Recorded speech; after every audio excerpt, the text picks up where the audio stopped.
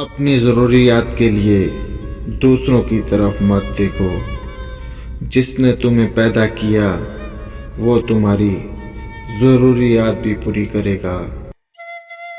دنیاوی بادشاہ جسموں پر حکومت کرتے ہیں، اولیاء دلوں پر حکمران ہوتے ہیں۔ ان کے کارنامے عظیم ہوتے ہیں۔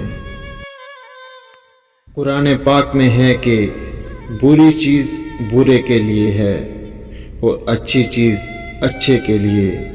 خبیثوں کو انبیاء کی عمدہ نصیحتیں اچھی نہیں لگتی، کیونکہ وہ وحی کا اثر ان کے دماغ کے موقف نہیں تھا۔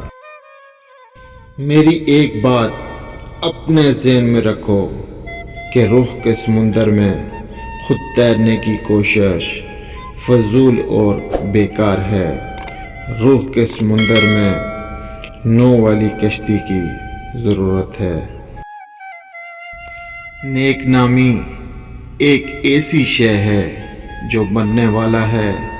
اس بندے کے نصیب میں بدبختی ہے جو اپنے پیچھے اپنے برے اعمال کو چھوڑ جاتا ہے۔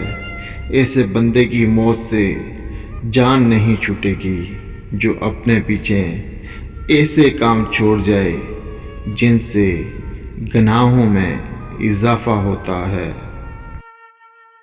صحافت فقیروں کو اس طرح ڈھونڈتی ہے جیسے حسین لوگ آئینے کو تلاش کرتے ہیں۔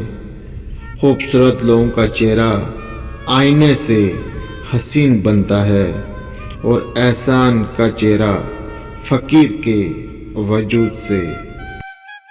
اے اللہ، ہمارا مانگنا بھی تیری مہربانی کی وجہ سے ہے، کیونکہ تیری رحمت نہ ہو ہم رجوع ہی نہیں کر سکتے۔ اے خدا، روح وہ مقام دکھا دے جس میں بغیر حرف کے کلام ہوتا ہے، تاکہ پاک روح عالم غیب کے میدان کی جانب سر کے بل جائے۔